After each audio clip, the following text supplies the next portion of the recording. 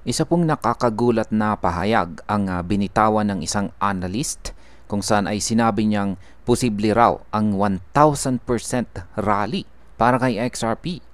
Sa unang tingin, parang imposible. Pero kapag tinignan ang datos at ang kasaysayan ng market, baka nga may katotohanan ito. Kaya yan po ang siyang ating pag-uusapan sa video na ito.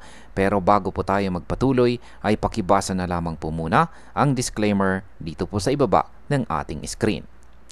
At ayan, ano nga ba ang koneksyon ng gold kay XRP? Sa TradingView chart ay ipinakita po ng analyst dito ang kahalintulad na galaw ng presyo ng gold at ng Total 3 Index. Ayan po. Yung dalawang chart na nagpapakita sa chart ng gold, yan po yung nasa itaas, at yung nasa ibaba nito ay ang Total 3 Index. Ang Total 3 ay ang market cap ng lahat ng crypto maliban po kay Bitcoin at Ethereum. Sa datos, makikita po na parehong sumusunod ang gold at saka ang Total 3 sa malalaking structural patterns. Ang gold ay nakapasok na po sa all-time highs nitong mga buwan. Dala po ng Federal Reserve rate cut expectations, patuloy na ETF inflows at malakas na demand bilang safe haven asset. Kapag tinignan po ang long-term channel ng gold, makikita na ito ay paulit-ulit na nagtutulak pataas sa kanyang presyo. At ang breakout na ito ngayon ay maaari pong magbigay ng inspirasyon kung ano rin ang maaaring gawin ng altcoin market. Ngayon ay paano naman po pumapasok ang Total 3? Ayon po sa chart, ang Total 3 ay bumubuo ng tinatawag na cup and handle formation. Ayan po yung drawing dito na kulay green. Ayan, ang cup and handle formation. Sa mundo po ng technical analysis, ito po ay itinuturing na bullish continuation signal. Ibig sabihin, kapag nabasag po ang resistance, maaari pong sumabog ang presyo pataas. Kung mangyari po ito, sa XRP ang itinuturing na pinakaposibleng manguna dahil siya ang pinakamalaking asset sa loob ng Total 3.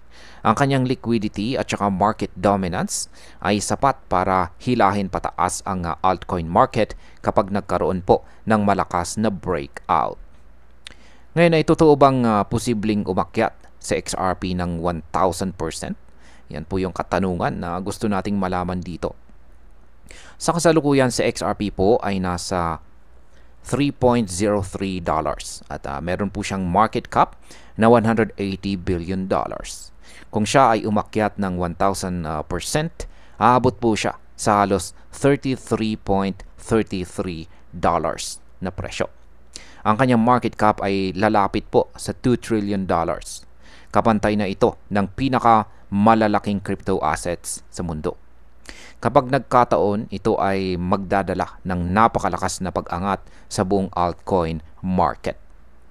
Ang mga traders ay siguradong hindi palalagpasin ang ganitong klaseng galaw. Pero tandaan po natin, ang ganitong eksena ay mangyayari lamang kung magpapatuloy po ang breakout ng Total 3. May malakas na capital na lilipat mula kay Bitcoin papunta sa altcoins at mananatiling positibo ang macroeconomic conditions tulad po ng ETF inflows at saka monetary policy easing. At ayan, bilang panghuli, ang opinion ko naman tungkol dito ay ang 1,000% rally ng XRP ay hindi naman po imposible. Pero ito ay sobrang taas na target na mangangailangan po ng perpektong kombinasyon ng market forces.